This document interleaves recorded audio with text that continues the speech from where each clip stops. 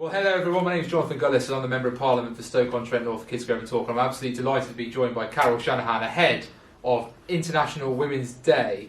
Now, although this term day I think can sometimes not sound great because obviously we should recognise female success all year round, one of the things I really wanted to do is to make sure that we talk to individuals in Stoke-on-Trent North Kidsgrove and Talk who are amazing women, and Carol is one of those, and I know that she's far too humble to ever say it herself.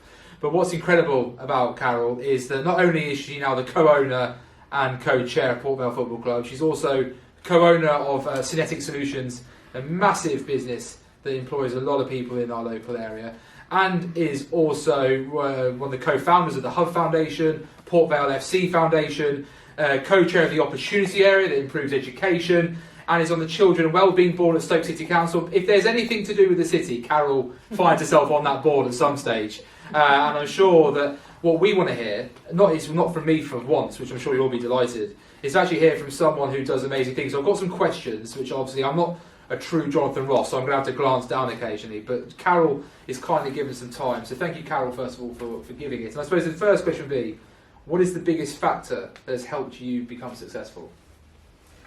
I think just, blind faith, really. I think I've always felt that everything will be okay in the end, even the season of football. And entering football is a whole new strange world. But I think that, I think it is just that blind faith and optimism that if you just keep going and you're true to yourself and you stay focused and don't get involved in the noise around everything, that you'll find your way through. That and having the absolute right people around you, and I think that's and then letting them do the job. Out of interest, obviously, you referred to the fact of being, entering the world of football.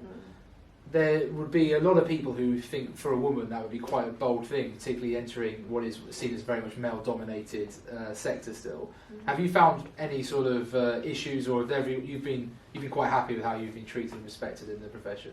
If there were issues, I didn't see them, but there again, I don't look for them. But I think for me, I started work when I was 17 in the computer industry. I was the first woman for a company called Hoskin Systems, first woman to be a computer operator working shifts. And it was a very male world. And everywhere I've worked since has been male orientated. And I did the thing that most women do when they first start working in a man's world, and you try and outman the men. So I drank more than they did, I swore more than they did, I smoked more than they did, I did everything more than they did. And because I thought, well, I've got to do this because it's a man's world. So that's how success will be proved, And then you get to the point of saying, well, no, actually, I don't need to do this because I have everything I need as just being who I am as a woman to be just as successful as they were. So luckily I went through that process when I was 17 to 18, and so now I'm just at ease with it. I think that there's a big thing with, you talk about or people talk about women being the weaker sex. Well, my answer to that always is you try and take a lion cub off a lioness, and you'll soon find out. I can absolutely relate to that because obviously last year Amelia entered my life, and I said to Nikita as soon as she gave birth, it's the bravest thing I've ever seen, and yeah. I had the amount of respect that I always thought was there, but suddenly like an extra notch. I've never quite understood it, but I'm just thinking there's no way I would be brave enough to deal with what is still, sadly in the world, quite a dangerous situation for many women. Yeah. And I think that, like you say, good luck. Good luck to any bloke who thinks that they can outstrength and tries to do that. I absolutely. And I think, what you said there about self-confidence, self-belief. I think that for me, and you know this from what you've seen about Stoke-on-Trent, this city has so much untapped potential. Yeah. And a big part of that is having that self-belief and self-confidence. I recently handed out some certificates to one girl called Alana for her writing for World Book Day. And bless you, can tell she's a shy girl, but she just hopefully takes the confidence that a judging panel said she was good enough, what she could then go on to achieve. Well, we did this with the holiday programme, and we brought little courses for parents, and they'd just be a couple of hours, and it might be health and safety or first aid. We did one on taking a perfect selfie and all these sort of things, but we then gave a certificate to everybody.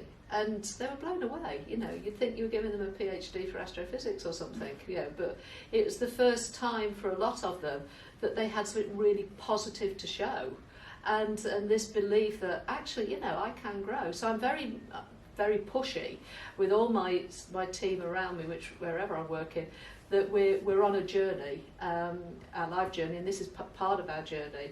And for me, for that to be successful, we will all come to the end of it bigger and stronger, and you know, we will have grown and developed. So I think it's really important, that growth and development for everybody. But you first of all got to have that belief that you can. You get too many people stuck, you know, oh no, I can't do anything else, I've always done this. Well, yeah, no, you can, you know, but you just got to take them on their own journey, and help them to have that confidence. Fantastic. And then also, what are your success habits, do you think, that's brought you to the success you've got today? I think you probably ought to ask Ben, who's sat over there. I think he probably knows more about my success habits. I don't know. I mean, I think, again, it's treating the people around you as people. You know, it's like our players. It's very easy to say, you know, well, they're professional footballers, so you treat them differently. But they're not. They're human beings. They're human beings that happen to be football players. It's like when Robbie Williams came here for the very first time, and I got all the team together and I said, look, he's a human being, he's a local lad who happens to be a global superstar, but we're going to park the global superstar for tonight because it's a local lad from Tunstall who's coming. And that's how we treated him. And I think that for me is to keep everything people based, and just to recognise everybody as people, as individuals. No, amazing. And then you sort of reiterated already some of this, but what mistakes have you made along the way? Also, you referred to trying to out-men the men, as it were. Yeah. But are there been any other mistakes that you think you've made?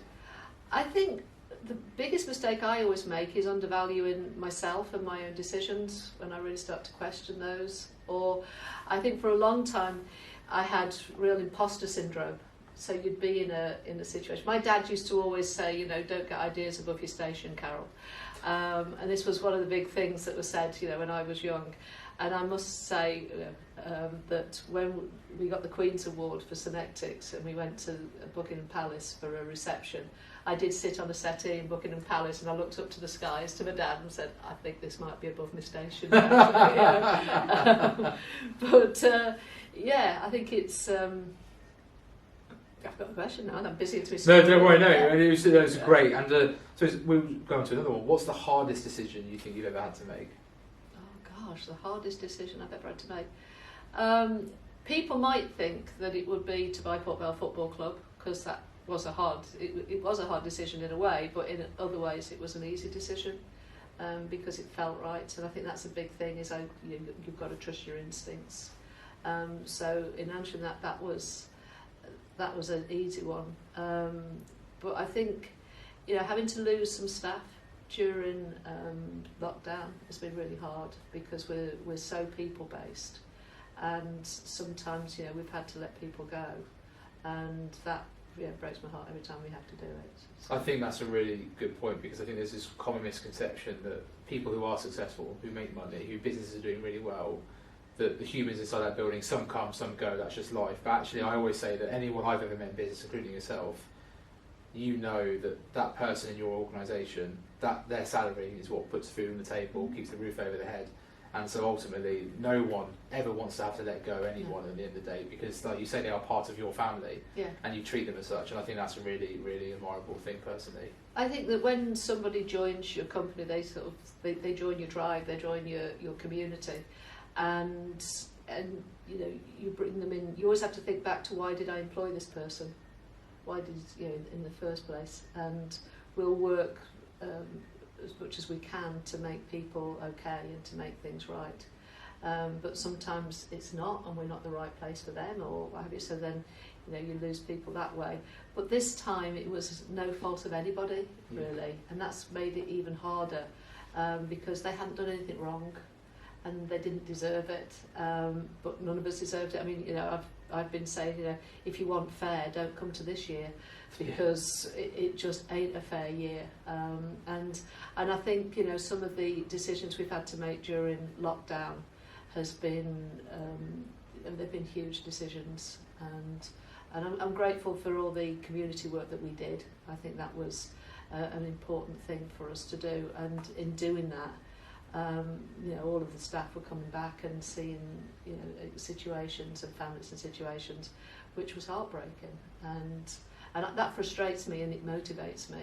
But it motivates me that in Stoke-on-Trent, you know, in any industrial area, but I mean, I restrict myself to Stoke. You know, this was mines. You know, we're sat here at Vale Park now, we're looking across the skyline. You can see where the mines would have been, you can see where the pottery industry would have been, and you can see the resource for those industries and their homes, and they're still there. But the pots have gone, the pits have gone, but all those people are still there. And, you know, how do we transition into, you know, post-industrial that still values everybody and still gives everybody an opportunity? And I think that's what, you know, so how does Stoke-on-Trent reinvent itself and become, you know, a place to go and grow and thrive? And that's, as I say, that drives me in the work that I do. Can you remind me, how many meals has the Port Vale Foundation, Hub Foundation now delivered across the city? I happen to remember the number. It was 300,000 that we delivered in the last year. And I was talking to somebody earlier today, and I was saying that if I'd have said to the team, which is more or less this time last year, you know, so I think it was next Tuesday is the anniversary of football stopping, and it was the day after that I got everybody together and said, what are we going to do? And if I'd have said to them then, right, I want you to go and deliver 300,000 meals in the next year, they'd have all said, no, it's impossible, you're unreasonable, forget it, I'm not going to do it. But we didn't. We never set a target. We just said, let's go and find out what we can do. But we didn't know what we could do. We didn't know what the need was. And we just kept going, and we just kept, yeah.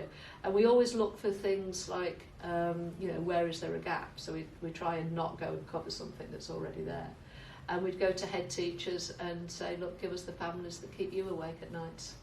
I don't care if they're on a list or not on a list. I just want to know who you know need help. And that's what we've done, and that's what we're still doing. In fact, we've been in a meeting earlier for what we're going to do at Easter. Amazing. And we're still delivering food parcels and meals day in, day out now. Do you think your work in the pandemic is your most proud work or biggest achievement in your maybe career? Yeah, I think it is. I think it is because it came out of nowhere, really, you know, and it wasn't something that we had to do. It's something that we chose to do. We furloughed a lot of the foundation staff and a lot of our hospitality staff because there wasn't the work for them, and they all volunteered, virtually all volunteered to come in and work during that time. And we brought the city together, and I think that's what I keep wanting to do, whether it's with the opportunity area or wherever. I keep saying if we can get Stoke-on-Trent working together, talking together, then that's a success. Because we've got everything here, we just don't always do it. You know, and so, yeah, I think that would be the proudest thing. I'd have to say giving birth to my 4 children, and they're wonderful, which they are, but yeah, I think that's a really good point. The talent is here, yeah. But I think it's about maximising it. Yeah. If you could start all over again, what would you do differently? I know it sounds trite, but nothing. Because every single thing I've done, every mistake I've made, every right decision I've made has brought me to where I am today, and I'm very, very happy with where I am today. And so I wouldn't change anything. I'm very happy with, you know, even the times which weren't great. I still learned a lot. You know, even going back to my childhood, at the time you'd think, oh, you know, it's not a fantastic situation.